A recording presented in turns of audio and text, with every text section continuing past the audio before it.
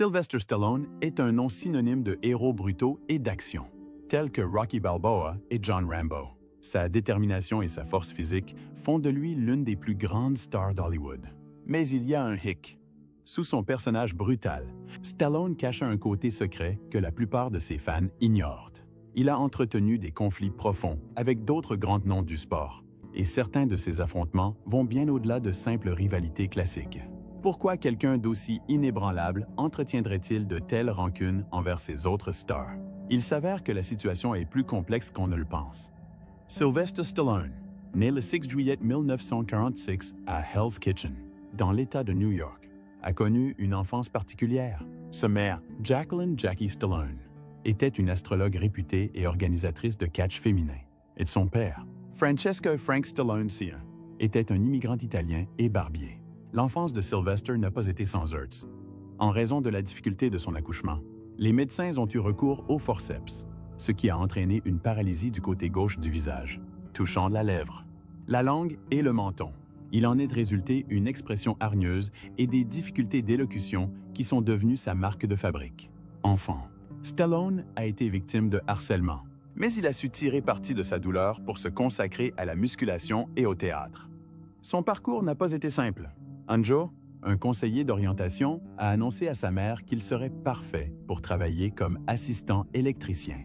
Stallone, Louis, rêvait de jouer la comédie et d'écrire des scénarios.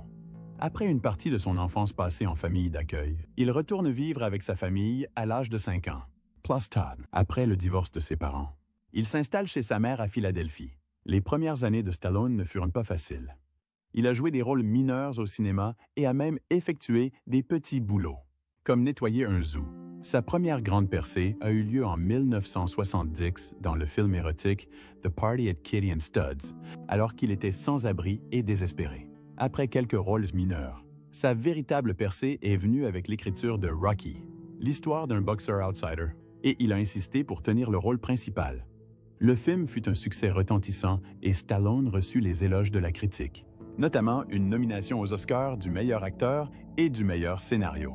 Rocky remporta 3 Oscars, dont celui du meilleur film, et fit de Stallone une célébrité internationale. Dès lors, Stallone devint une figure emblématique, Rocky incarnant sa détermination et son triomphe.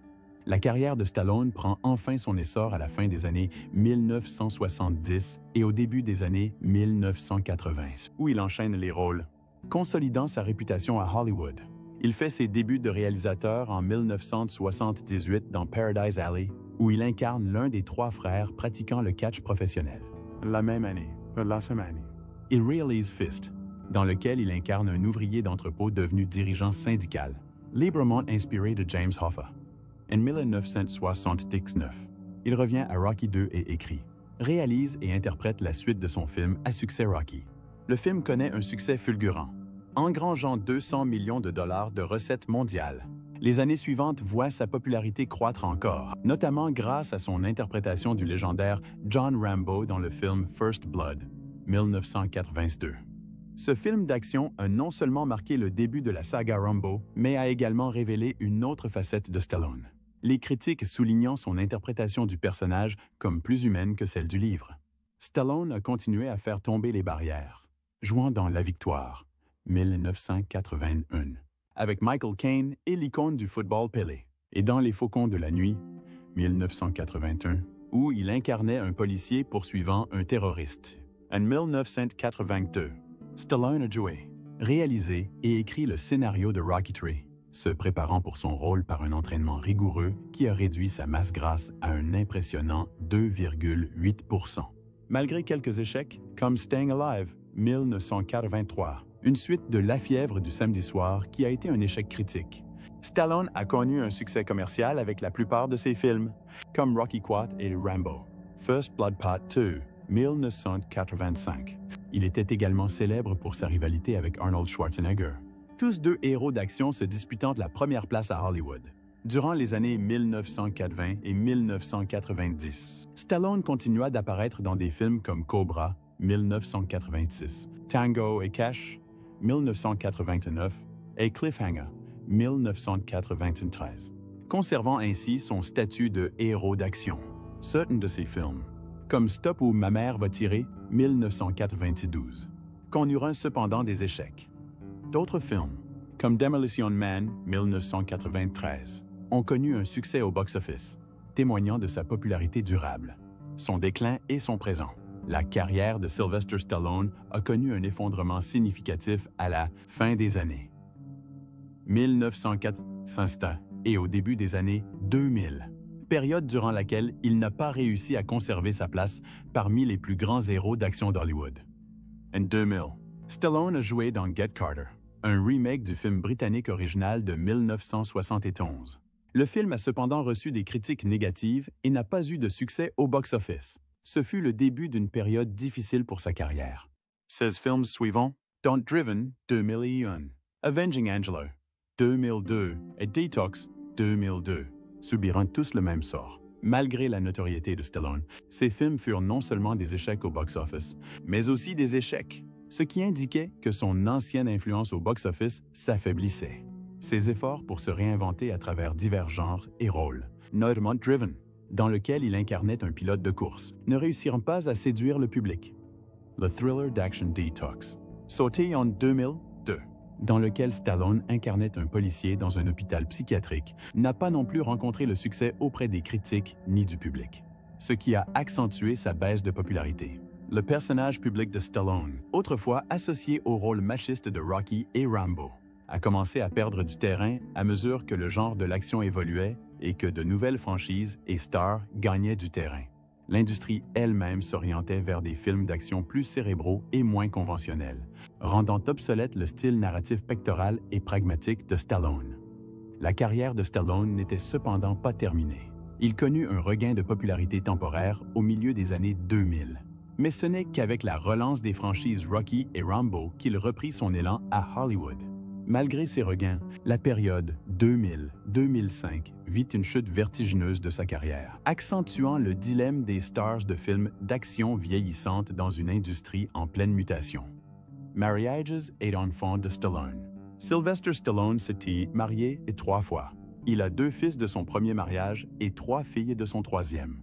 Stallone avait 28 ans lorsqu'il a épousé sa première femme, Sasha Zack, le 28 décembre 1974. Ils ont eu 2 fils, Sage Moonblood Stallone, né en 1976, et Sergio, né en 1979. Malheureusement, Sage est décédé en 2012 à l'âge de 36 ans des suites d'une maladie cardiaque. Sergio a été diagnostiqué autiste très jeune, ce qui a entraîné son lot de problèmes pour la famille. Stallone et Sasha ont divorcé le 14 février 1985 après plus de 10 ans de mariage. Stallone s'est remarié la même année après avoir épousé le mannequin et actrice Bridget Nielsen. Il l'épousa le 15 décembre 1985 à Beverly Hills, en Californie. Leur mariage de 2 ans fut aussi médiatisé par les tabloïds que leur rupture fut relayée par les médias. La publicité entourant leur divorce éclipsa le peu de temps qu'ils passèrent ensemble. Après son second divorce, Stallone a fréquenté le mannequin Jennifer Flavin en 1988. Ils ont commencé à se fréquenter et sont restés ensemble pendant quelques années. Mais en 1994, les choses se sont compliquées lorsque Stallone a annoncé à Jennifer qu'il attendait un enfant avec le mannequin Janice Dickinson. Mais après que des tests ADN ont prouvé que Stallone n'était pas le père, il a rompu avec Dickinson. Peu de temps après, Stallone a retrouvé Jennifer. Ce n'est qu'en mai 1997 que Stallone et Jennifer Flavin se sont mariés. Ensemble, ils vécurent heureux et eurent 3 magnifiques filles, Sophia, Sistine et Scarlett, très populaires.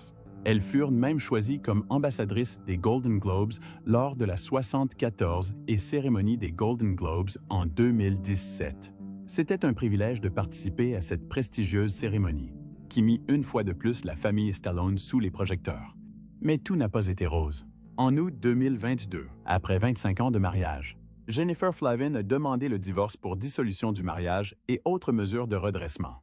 La nouvelle a été un choc pour beaucoup, car ils étaient ensemble depuis si longtemps.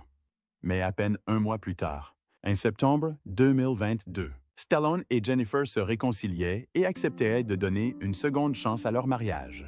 Malgré les hauts et les bas, les relations de Stallone ont connu leurs propres difficultés. Mais sa famille a été une priorité dans sa vie, en particulier ses enfants qui l'ont soutenu tout au long de cette épreuve. Sa famille et ses amis. Sylvester Stallone a toujours entretenu des liens étroits avec sa famille, et plus particulièrement avec son frère Frank, musicien. Frank a largement contribué à la création de certains de ses films populaires grâce à leurs bandes originales. Il a notamment participé à l'élaboration des musiques de Rambo, First Blood Part 2 et Staying Alive. En effet, en 1983, le titre de Frank, Far From Over, sur l'album Staying Alive, connut un immense succès, atteignant la 10e place des charts américains. Frank fit également des apparitions dans la plupart des films de Sylvester, notamment dans la série Rocky, où il chantait au coin des rues et participait à la composition. Stallone avait également une demi-sœur, Toni Ann Felitti, décédée d'un cancer du poumon à l'âge de 48 ans le 26 août 2012. Stallone fut profondément bouleversé par sa mort, car ils étaient très proches. Outre sa famille, Stallone comptait également des amis proches du monde du cinéma, dont l'acteur Joe Spinell. Stallone a collaboré avec Spinell sur plusieurs films, mais leur amitié a été mise à mal lors du tournage de leur dernier projet commun, Nighthawks, en 1981. Malheureusement, ils se sont disputés pendant le tournage. Joe Spinell est décédé en 1989, mettant fin à son amitié avec Stallone sur une note amère. Bien que la vie de Stallone ait connu des hauts et des bas, sa famille et ses amis ont toujours été proches de lui. Sa relation avec son frère Frank est toujours aussi étroite, et les souvenirs de sa sœur décédée et de son ami proche Joe Spinell font partie intégrante de son histoire, même si ces relations ont parfois été compliquées. Les cascades intrépides de Stallone. Sylvester Stallone est célèbre pour avoir réalisé de nombreuses cascades au cinéma, notamment dans les rôles d'action qui lui ont valu sa renommée. Son engagement à réaliser lui-même des scènes physiquement exigeantes lui a valu de graves blessures tout au long de sa carrière. Malgré les risques, Stallone n'a jamais hésité à repousser ses limites pour ses films. L'une des blessures les plus graves de ses débuts s'est produite lors du tournage d'Évasion vers la victoire, alors que Stallone tirait un penalty contre le célèbre footballeur Pelé. En tentant de bloquer le tir, Stallone s'est cassé le doigt.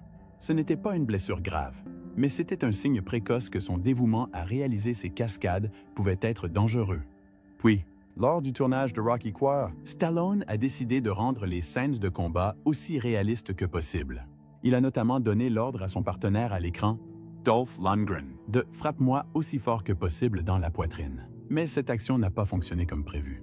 Après avoir reçu un violent coup de poing, Stallone fut placé en soins intensifs à l'hôpital St. John's pendant 4 jours. Il avoua ensuite que c'était plutôt stupide. Mais cela ne fait que démontrer son engagement à rendre la scène réaliste. La situation se dégrada lors du film Expendables, dans lequel Stallone collabora avec d'autres héros d'action comme Stone Cold Steve Austin. Lors du tournage d'une scène de combat, Stallone s'est grièvement blessé au cou. Il a dû subir une opération chirurgicale pour se faire implanter une plaque métallique afin de réparer les dégâts. L'expérience a été assez effrayante, mais elle confirme à quel point Stallone était prêt à se dépasser pour filmer des scènes d'action réalistes. Malgré toutes les blessures qu'il a accumulées au fil des ans, Stallone n'a jamais eu peur de l'aspect physique de ses performances. Ses efforts acharnés ont enrichi ses performances, les rendant inoubliables. Mais cela lui a aussi coûté cher. Malgré tout, la passion de Stallone pour le métier d'acteur et son dévouement à son art l'ont toujours poussé à revenir malgré les dangers. Problèmes juridiques. Sylvester Stallone a eu plusieurs problèmes juridiques et allégations au fil des ans qui ont fait la une des journaux. L'un des premiers remonte à février 2001, lorsqu'une danseuse exotique du nom de Margie Carr a poursuivi Stallone pour viol. L'incident se serait produit au gymnase de Santa Monica, où ils s'entraînaient tous deux en février 2000. L'avocat de Stallone a immédiatement nié les allégations et a affirmé que Carr avait vendu son histoire au magazine Globe avant de porter plainte. Cette bataille judiciaire a fait le buzz, mais l'affaire n'a jamais été poursuivie. En 2007, une nouvelle controverse juridique éclata lorsque les douanes australiennes découvrirent un 48 flacons de gentropine, une hormone de croissance synthétique, dans les bagages de Stallone. Ce médicament est illégal dans la plupart des pays, y compris en Australie, et il a causé des ennuis juridiques à l'acteur. Stallone plaida alors coupable de 2 chefs d'accusation de possession de drogue lors d'une audience devant un juge le 15 mai 2007. L'incident a été largement médiatisé. Mais Stallone a échappé à de plus grandes conséquences en plaidant coupable. Une affaire plus intime et douloureuse a éclaté en 2013. Stallone aurait versé à sa demi-sœur Tonianne Felitti une somme forfaitaire de 2 millions de dollars en 1987. En contrepartie, Felitti avait également accepté de renoncer à une éventuelle poursuite contre Stallone, l'accusant d'abus. Depuis le décès de Felitti en 2012, son fils, Ed Felitti, a corroboré les allégations, affirmant que sa mère se plaignait constamment des abus présumés. Stallone et sa famille ont cependant réfuté ces allégations, affirmant que Felitti le faisait chanter et avait des antécédents d'addiction. Stallone a été de nouveau accusé en 2016, cette fois d'agression sexuelle. Un rapport de la police métropolitaine de Las Vegas a également accusé Stallone d'avoir agressé sexuellement une adolescente de 16 ans en 1986, lors d'un tournage à Las Vegas. Elle affirmait que Stallone, âgé de 41 ans, l'avait forcé à avoir un plan à trois avec son garde du corps. Ces allégations ont été rapidement démenties par le représentant de Stallone et de son ex-femme, Bridget Nielsen, l'a défendu, affirmant qu'elle était présente à ses côtés. De plus, David Mendenhall, l'excentrique partenaire de Stallone, a également réfuté les allégations, affirmant qu'il n'avait jamais présenté Stallone à la jeune fille. Les accusations ne s'arrêtent même pas là. En novembre 2017, une autre femme accuse Stallone de l'avoir agressé sexuellement dans son bureau de Santa Monica au début des années 1990. Stallone a de nouveau nié les accusations et son avocat a affirmé que l'accusatrice avait signalé l'incident parce qu'un site de divertissement avait décidé de ne pas le couvrir. Les avocats de Stallone ont également présenté des témoins contredisant les accusations, affirmant que, bien que Stallone ait eu une liaison consentie avec la femme en 1987, les accusations d'agression étaient fausses. L'incident a fait l'objet d'une enquête plus approfondie et, en juin 2018, le bureau du procureur de Los Angeles a déclaré examiner l'affaire. En octobre 2018, le procureur a choisi de ne pas inculper Stallone, faute de témoins ni de preuves. Simney, corroborant les accusations. Stallone n'a néanmoins pas lâché l'affaire et a porté plainte contre les fausses accusations portées contre lui. Lors de ces incidents, l'image de Stallone a été mise en cause par plusieurs poursuites judiciaires. Mais il a clamé son innocence et s'est défendu devant les tribunaux, de ses racines catholiques à sa spiritualité personnelle. Sylvester Stallone a été baptisé et élevé dans la foi catholique, mais lorsque sa carrière d'acteur a pris son essor, il a cessé d'aller régulièrement à l'église. Comme la plupart des jeunes adultes d'Hollywood, Stallone s'est laissé emporter par le style de vie du végétariat et sa foi est passée au second plan. Tout a changé lorsque sa fille est née malade en 1996. Cela l'a poussé à renouer avec la foi et à revenir à un mode de vie catholique plus strict fin 2006. Dans une interview accordée à Pat Robertson lors de l'émission Sept Sense Club de la Christian Broadcasting Network la même année, Stallone a parlé en toute franchise de son cheminement spirituel. Il a décrit comment il avait gâché une grande partie de ses années précédentes à Hollywood, s'égarant dans les tentations, mais qu'il était arrivé à un carrefour et avait décidé de s'en remettre à Dieu. Il s'agissait d'un retour à la religion, qu'il considérait comme une force directrice dans sa vie. Malgré sa foi renouvelée, Stallone a une vision plus nuancée de la religion. Dans une interview accordée au magazine GQ en 2010, il expliquait qu'il n'adhérait pas nécessairement aux enseignements d'une quelconque religion organisée, mais qu'il était spirituel. Il a déclaré « Je suis très spirituel. Je crois profondément à l'esprit humain. Je ne suis absolument pas athée. J'ai été baptisé catholique, mais je ne fréquente pas une église structurée. » Stallone a vanté la sagesse contenue dans la religion, déclarant « Je pense qu'elle contient de précieuses pépites de connaissances, de merveilleuses règles de vie. » Il a néanmoins évoqué les difficultés que la religion peut engendrer, évoquant le revers de la médaille, l'immense souffrance qu'elle engendre. Au travers de ses interviews, Stallone a révélé que sa relation à la religion est personnelle et en constante évolution. Bien qu'il ne soit pas catholique ni d'aucune autre église officielle, sa foi demeurait un aspect important de sa vie, notamment après les difficultés qu'il a traversées avec la santé de sa fille. Opinions Politics. Sylvester Stallone a soutenu différents hommes politiques au fil des ans, sans toutefois appartenir à un parti spécifique. Il a soutenu plusieurs républicains, mais il a également contribué à des démocrates. Il a notamment fait des dons au Comité national démocrate et aux démocrates Joe Biden et Chris Dodd. Malgré ses diverses affiliations politiques, Stallone est surtout connu pour sa position inflexible sur le contrôle des armes à feu. Il est d'ailleurs considéré comme la célébrité la plus anti-armes à feu d'Hollywood en raison de son soutien indéfectible au contrôle des armes à feu, même si ses opinions sont par ailleurs conservatrices. En 1994, Stallone a versé un $0 à la campagne sénatoriale de Rick Santorum en Pennsylvanie. En 2008, Stallone a exprimé son soutien à John McCain lors de l'élection présidentielle. Mais lors de l'élection de 2016, il n'a manifesté aucun soutien public à Donald Trump ni à aucun autre candidat lors des primaires républicaines, bien qu'il ait qualifié Trump de personnage dickensien et de figure hors du commun. Stallone a également participé à un rituel hindou en 2015 en l'honneur de son fils décédé, Sage. Sur la suggestion d'un érudit védique, il a célébré un rituel hindou de Tithi Shraddh à Haridwar, une cérémonie dédiée aux personnes décédées dans un accident ou assassinées. Ce fut pour Stallone une expérience personnelle et religieuse, au cœur de son chagrin. Plus récemment, en 2023, Stallone a fait la une des journaux en contribuant à hauteur de 11,6 $ à la campagne de réélection de la sénatrice indépendante Kyrsten Sinema en Arizona. Lui et sa famille ont ensuite eu une audience privée avec le pape François au Vatican, démontrant une fois de plus la diversité de ses centres d'intérêt et de ses contacts. Après la victoire de Trump aux élections de 2024, Stallone a été aperçu lors d'un événement à Mar-a-Lago où il a couvert d'éloges Trump, le qualifiant de personnage mythique et le comparant à son propre personnage légendaire, Rocky Balboa. Stallone a même comparé Trump au deuxième George Washington. Janvier 2025. Stallone aurait été nommé ambassadeur spécial à Hollywood au sein de l'administration Trump. À la tête de l'industrie cinématographique américaine, il aurait pour mission de renforcer Hollywood et de restaurer les marchés étrangers perdus. Parlons maintenant des 5 acteurs que Sylvester Stallone détestait le plus, et commençons par Richard Gere.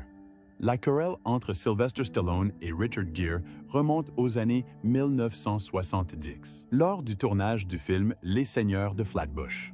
Gere, qui jouait Chico Tyrell, aurait fait couler de la moutarde sur le pantalon de Stallone. Ce dernier aurait riposté en donnant un coup de coude à Gere et en l'éjectant de la voiture. Le réalisateur se trouvait face à un dilemme. Soit il licenciait les 2 acteurs. Finalement, Gere fut écarté du film. La controverse entre Stallone et Gere ne s'est pas arrêtée sur le tournage. Dans les années 1987, lors d'une fête organisée par Elton John, une altercation éclata lorsque Stallone s'en prit à Gere pour avoir discuté avec la princesse Diana. Selon le mari d'Elton John, David Furnish, Stallone était contrarié de voir Gere si impliqué dans une conversation avec Diana et l'aurait accusé. L'incident faillit provoquer une bagarre entre les 2 stars. Malgré ces conflits, les 2 acteurs n'ont jamais cessé de travailler dur à Hollywood.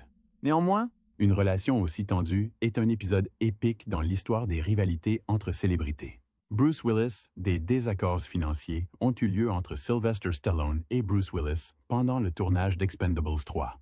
Willis aurait demandé 4 millions de dollars pour apparaître sur le plateau pendant 4 jours, soit $1 million par jour. Stallone et l'équipe de production refusèrent, jugeant le prix trop élevé. Willis fut remplacé par Harrison Ford, qui rejoignit la distribution peu après. Stallone se plaignit des exigences de Willis, le qualifiant d'avare et de paresseux, et déclara que c'était de la voie royale vers l'échec. Les 2 acteurs ont mené une brillante carrière à Hollywood malgré la controverse. Sylvester Stallone et Eddie Murphy étaient 2 des plus grandes stars d'Hollywood et des amis proches à la fin des années 1980. Leur amitié a cependant pris une tournure dramatique lors du tournage du flic de Beverly Hills, 2 en 1987, dans lequel apparaissait Bridget Nielsen, l'épouse de Stallone à l'époque.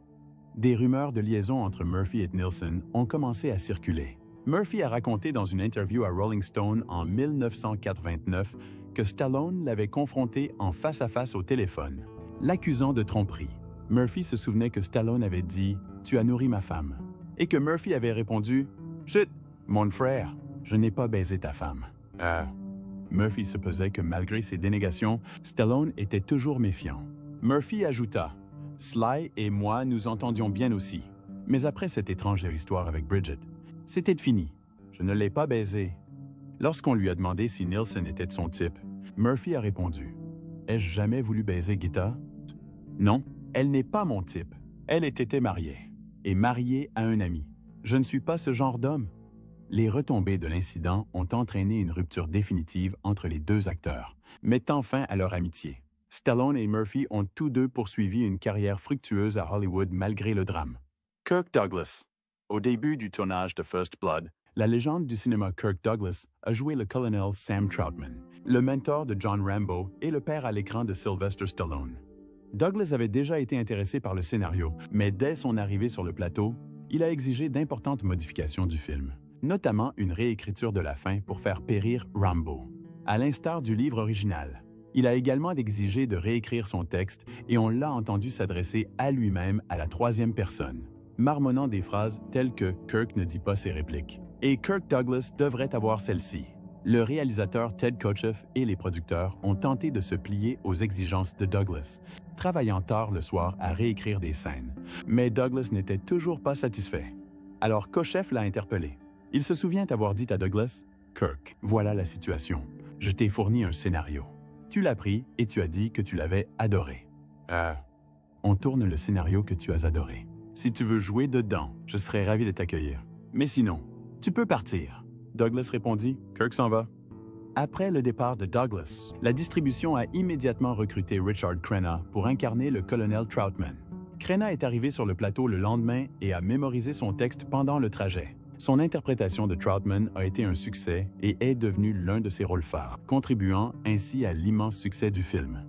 Stallone et Kotcheff estimaient que conserver le scénario original et choisir Crenna contribuait à préserver l'intégrité et l'attrait du film. Stallone a rappelé plus tard que si la version de Douglas avait été utilisée, la franchise Rambo n'aurait peut-être pas connu le même succès. Arnold Schwarzenegger. Dans les années 1980 et 1990. Sylvester Stallone et Arnold Schwarzenegger étaient deux des plus grands héros de films d'action d'Hollywood et d'âpres concurrents. Leur rivalité était féroce, chacun cherchant à surpasser l'autre en termes de succès au box-office et d'exploits cinématographiques. Cette rivalité a donné lieu à des moments emblématiques, comme une farce sournoise de Schwarzenegger qui a vu Stallone jouer dans un film qu'il aurait plus tard regretté. En 1992, Stallone a joué dans la comédie d'action Stop or My Mother Will Shoot. Le film a été un échec critique et est souvent cité comme l'un des pires films de Stallone. Des années plus tard, on a découvert que Schwarzenegger était impliqué dans ce choix de casting. Il a reconnu avoir fait semblant d'être intéressé par le scénario car il savait que Stallone était très compétitif et qu'il devrait accepter le rôle pour empêcher Schwarzenegger de le faire. Schwarzenegger l'a confirmé lors d'une interview, déclarant « C'est 100% vrai ». Stallone a finalement admis la farce, déclarant « Il m'a piégé ». Il a toujours été intelligent. L'échec au box-office a déçu Stallone, mais ce fut un tournant dans leur relation. Finalement, la rivalité s'est dissipée et les deux acteurs ont développé un respect mutuel. Ils ont ensuite collaboré sur plusieurs projets, dont la franchise Expendables et Escape Plan, témoignant de leur amitié et de leur histoire commune. Cette transformation de rivaux acharnés en amis témoigne de l'évolution constante des relations à Hollywood et du développement individuel des deux acteurs. Et voilà pour notre analyse approfondie des acteurs que Sylvester Stallone ne supportait tout simplement pas. Des disputes sur le plateau aux farces sournoises qui allaient bien trop loin. Si vous avez aimé cette vidéo et que vous souhaitez découvrir d'autres potins salaces sur les coulisses d'Hollywood, n'hésitez pas à l'aimer, à vous abonner à la chaîne et à cliquer sur la cloche pour ne rien manquer. Merci d'avoir regardé et à bientôt pour la prochaine vidéo.